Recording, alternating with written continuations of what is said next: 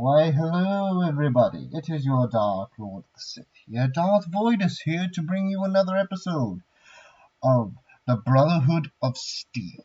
No, not the Brotherhood, my mistake. Of the Enclave for America. I've managed to recover a bit of the progress, however the save file was corrupted, and I'm guessing this is either due to either an update to the mod, which I believe it was, or an update to the game, but it looks like the mod was updated, so I had to restart. But I brought us back to the point that we are at, so we didn't lose, well, aside from me having a few days to catch up on this, all's well and good. The NCR remain oblivious, however the Brotherhood of Steel did not survive this time, sadly. However, that is also a good thing, as the Brotherhood are one of the few legitimate factions that could pose a threat. Not just for numbers, well, the Brotherhood isn't really scary for numbers, but it is their power armor, as they do field an awful lot of it. Since that's like the whole gimmick, the Brotherhood of Steel. But while the power armor was not as good as ours, it would pose a likely threat. So now we're working on plasma weaponry, so we can move away from mass drivers and get ourselves some laser rifles, no, plasma rifles. And once that is done, we are going to attack the Vault City. Finally take that out and get us some nice wee goodies.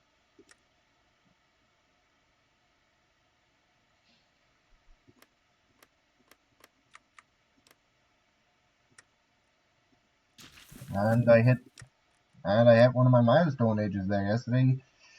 Turned the big 2-1, the big gold 21. Life is strange. It's funny how you get older. Some things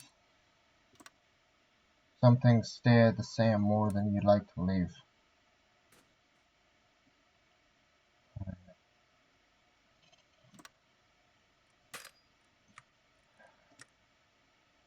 And then ended up getting news today about how an old friend was involved in a car crash there recently. Thankfully she's alright, but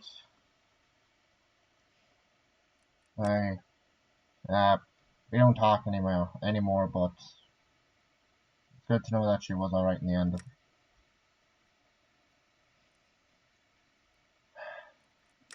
And it's funny, it's that when I saw this on TikTok there the other day, it was about how it was one where saying that as the years go by, like about 5 years, ridiculous how much time can change. Like me, and how you and your friends would slowly drift. You won't even know it. It's that you'll slowly drift, they'll talk less and less to the point where you just don't talk anymore, and then the one time that you do talk again, you realise just how much your life has changed.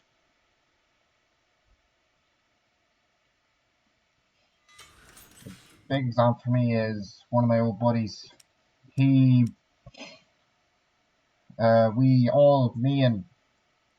was a friend group, me and two other lads, Aaron and Timothy. We were all part of a friend group there in primary, thick as thieves. But then once it came to secondary, we all moved to different schools. Timothy went to Dundalk, I went to Our Ladies, and Aaron went to the Tech. Alright, no, I don't want vertebral transport to make sense. And I've only started talking to him again recently.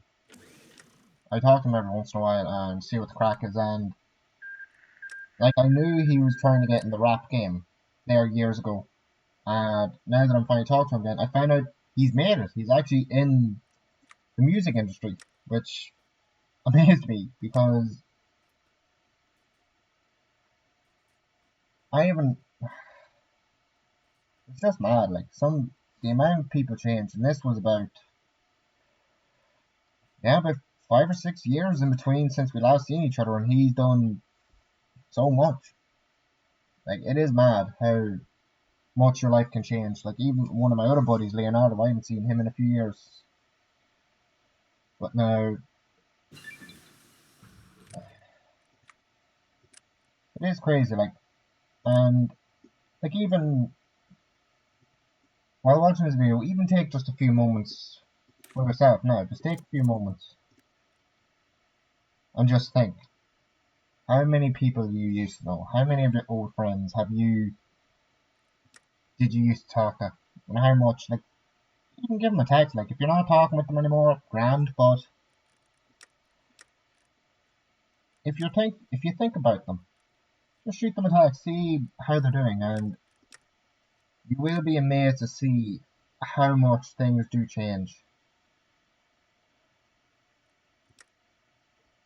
over the years, because it will blow your mind.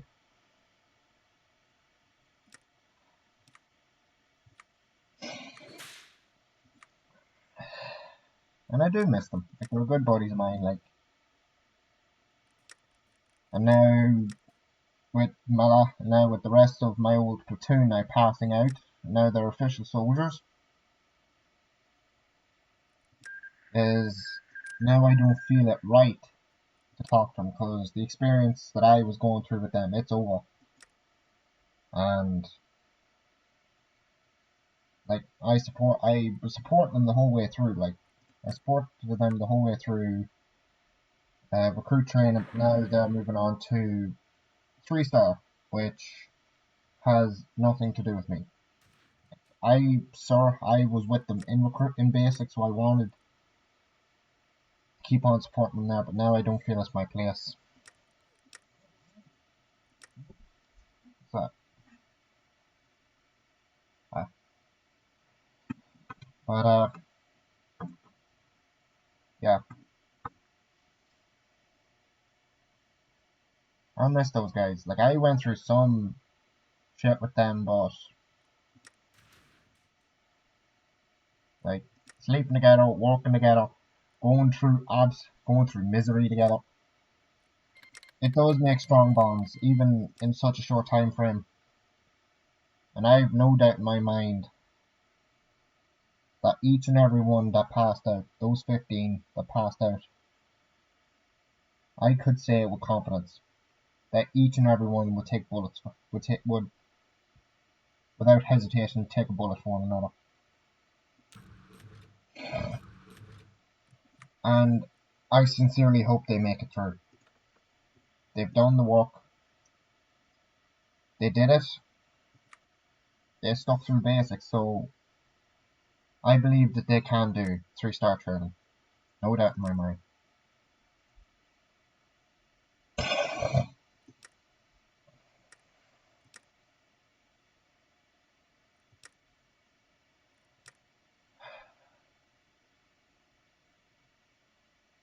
And now I have to consider my own career path, because now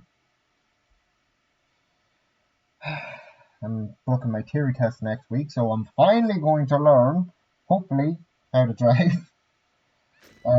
If I pass my theory test, I'll be starting my practicals, my driving lessons. So once I get that done,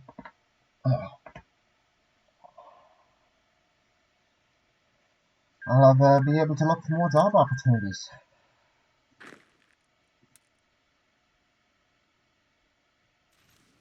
And I have had some people ask me and I bumped into one of the corporals there recently, and he asked me the same, but would I go back? Would I go back to the army?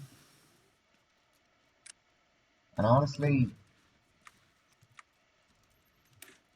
I would want to go back. I would. I do want to go back, but would I be prepared for it is the question. Because it is no joke. If you aren't ready, if you're not physically ready as well, like physically That is a big part of it, but it isn't there for the game. But the real challenge is, it's not physically. Physically, it's a challenge, yes, but that can always be overcome.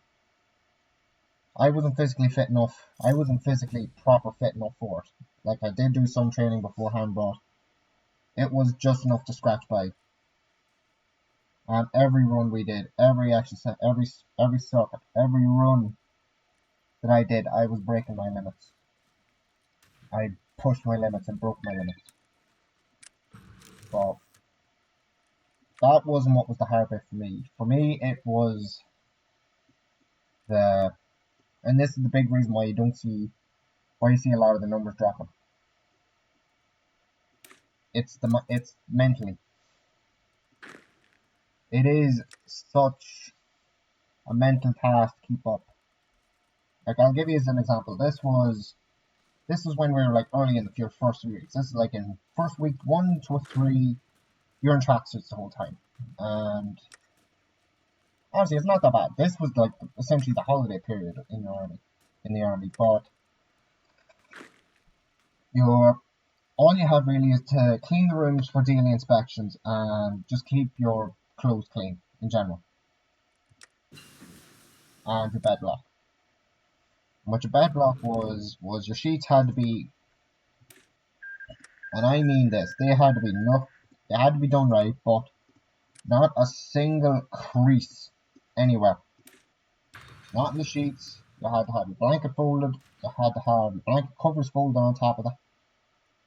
Your pillowcase folded, your pillowcase out, and you had to have it looking like a block. And if anything was off, like any creases in anything, you were done. If you got punished lightly, you got a push-up position, and if enough people did it, and this was later in the weeks, they would just start trashing the room. They would flip mattresses. They would pull the beds out, tossing mattresses, tossing everything. And then when it came to the lockers, if one person had it wrong, and I was done for this once or twice. I was done for this twice. But if anybody's locker was different than what was supposed to be, then you all were getting fucked. You had to toss everything out of the lockers.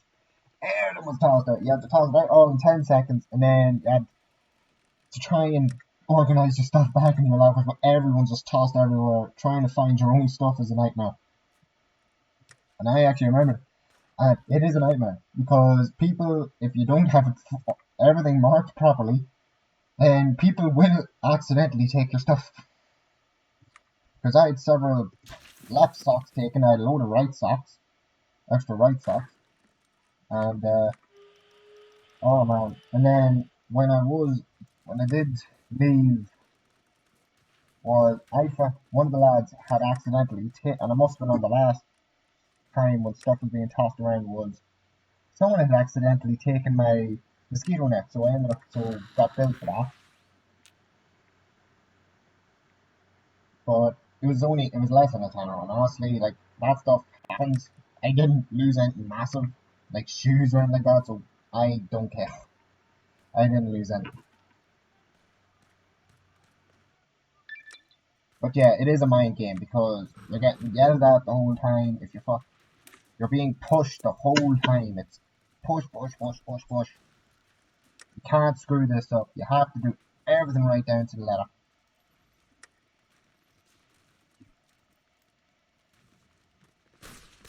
You had to constantly push yourself. And this was the duties we had once we got our uniforms, and this was about week 5. We had to keep our chest very clean. We had to have uniforms clean, which meant no loose threads. You had to burn them. You had no loose threads. You had to make there were no stains in your cap. Loose threads there as well. You had to make clean them. Your boots clean, which was insane. Which at times can be absolutely insane to do. Because the minute you go outside, and I literally mean this, not even a minute, you could step outside and your boots can become dirty. It will just be dirty. And your boots would be dirty, and then you'd be done for inspection there.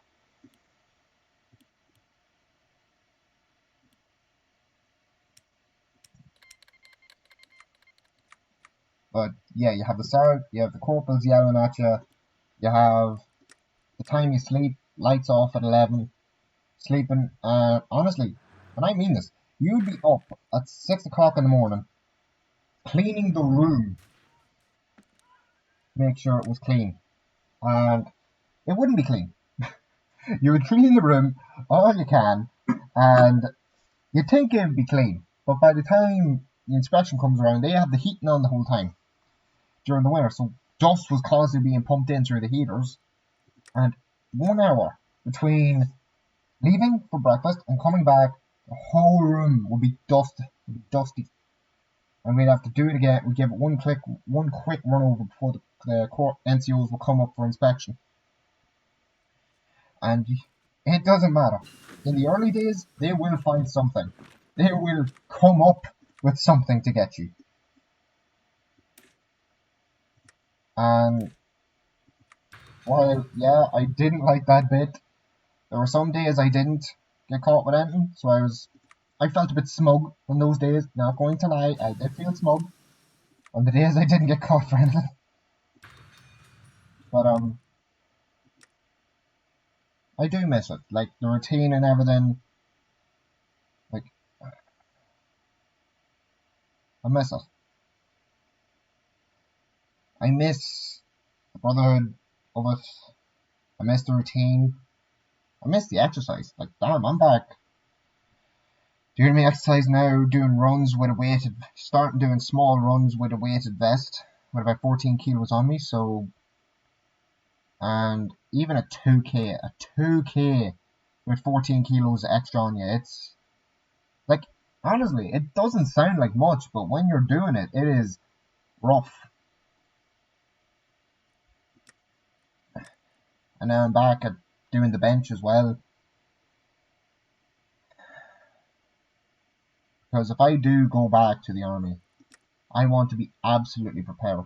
I want to be physically fitter than everyone, able to run faster than everyone, able to run longer than all of them. Being able to lift the stuff that I wasn't able to lift before when I went there. Because one of the days we were doing, this was when, and this was planned, but this was planned by the NCOs, but it was the sergeant inspection. We all knew we were going to fail, but we were hoping we'd pass it. Didn't happen. Sergeant gave a, sergeant started roaring at the corporals, and we got run the heck out of us. Doing crawls, lifts, right, fireman lift, pull lift, drag lift. But the hardest part of it was when we had to run with the barrels of water, and oh my god, carrying it, it was heavy, yes, but the oh, that was never the pain. The pain was trying to hold on to the thing, as they were so damn heavy, and you basically had just those two grips. Your hands were bleeding just trying to hold on to it. And I had my helmet on too short for when we did this. I had it too tight. So my helmet was nearly like covering my eyes when I tried to look forward. My helmet was being pushed down onto my face. So I couldn't see, and I started to keep looking. I couldn't keep ahead of it because I had my barrel down my back like that. So I was looking at the ground, so I was just hoping I was going straight. Until eventually I was being, Lee, what the beep are you doing? And I ended up, and as soon as he said that, like 2 seconds later, I ran into a ditch. Oh, I ran straight into a ditch, by. Oh, now that was a laugh. Ran to the ditch, fell up, and I did fall over once or twice, but, oh no, that was embarrassing. I'm gonna go with the Mariposa expedition. That was embarrassing, but, yeah.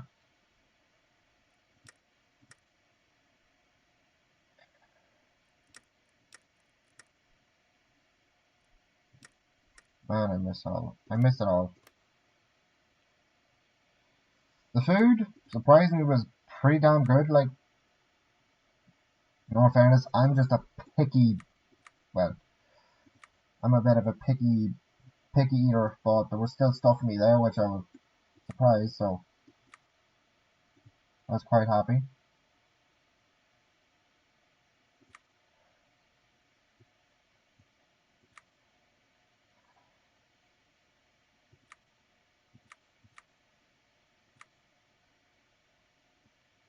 I have no idea what I'm doing here.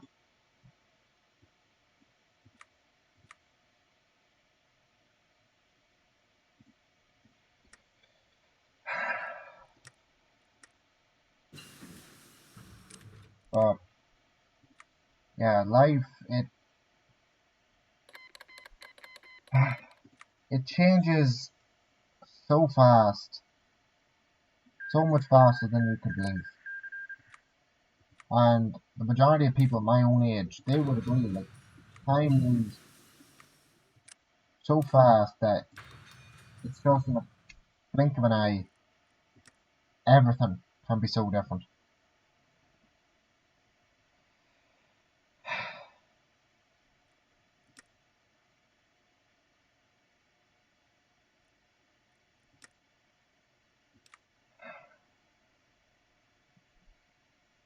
But right now things are hard. It's just I'm trying so hard to get a job. It's applying to everywhere.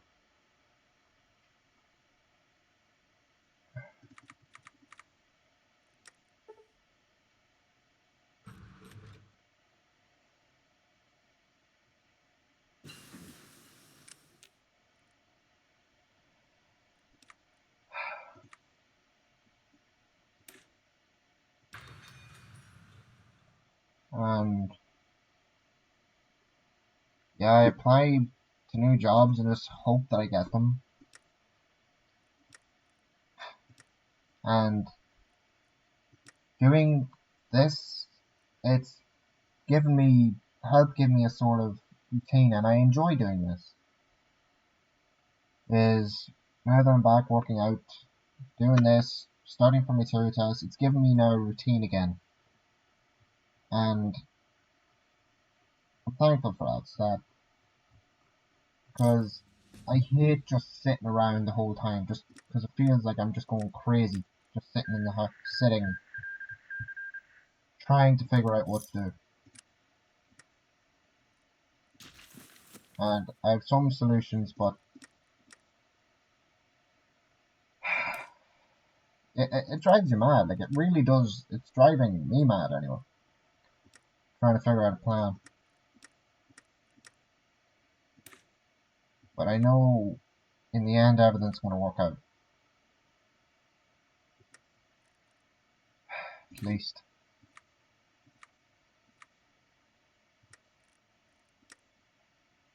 Or at least I hope it does.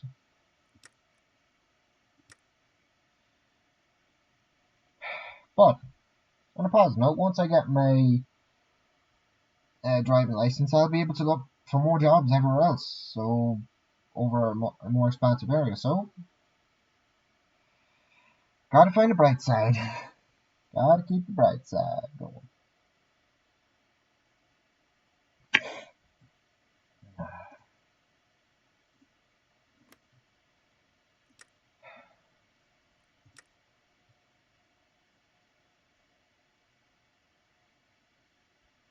Alright, now that Vault City has been taken care of, I'm going to look on taking...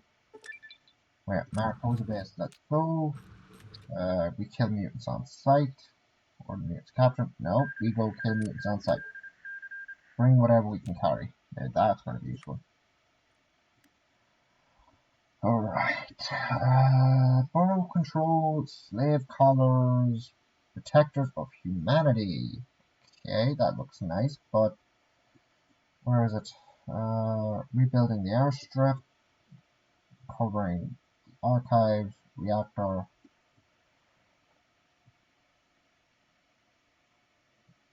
Okay, I see something that's useful. Alright, we're gonna go recovering the archives. Plus 10 years. Alright. Archive Sigma, fix can begin, and the Kochise AI. Actually, I might take out the Vipers.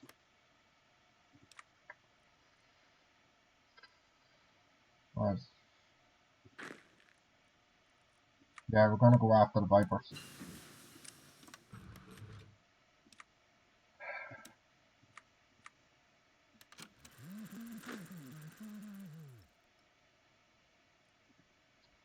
Because I want to take out these guys. Alright, now we're gonna go to our support. We're gonna try and get some better logistics. Oh, this helmet's not good for my neck. No.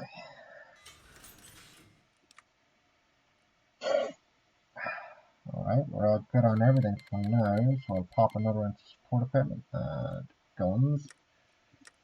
Hide activities from the NCR. Son of a... I didn't see that. But eventually the NCR will become aware of us, regardless if we keep hiding or if we just keep growing. So we do need to slowly just ramp it up.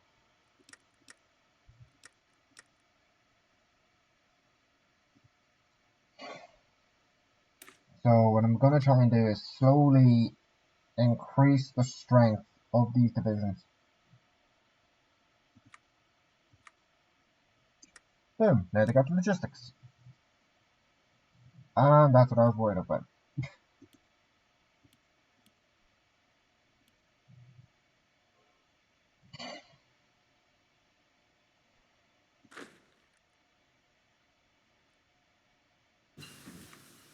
Cutter hull, brilliant. Payload gliders. Go to our research. Radio. Wait a minute, didn't we get that research for the laser weapons? Or no, for the plasma weapons? No, we did not for a turbo. We'll grab past 50s, the M16. We'll grab rebuilding the airstrips. Now that we got, did we get the stuff?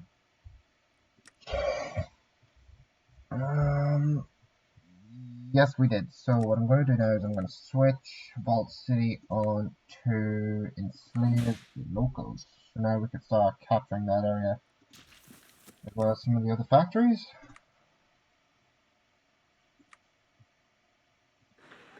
Oh, I see motherboards. Vault City has them as well, as well as that there. Because right now those are, no wait, it's aluminum. Wait, which place have aluminum then? Pretty much. Ooh. I don't know. I've upgraded that.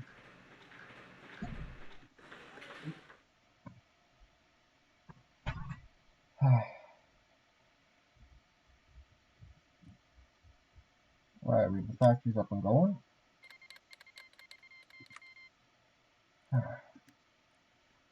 Now, here is where I am going to now end the video. Thank you for watching. Don't forget to like, comment, subscribe, and share. And I will see you, hopefully, see you in the next episode of the Enclave for America. And remember, the dark side is with you always.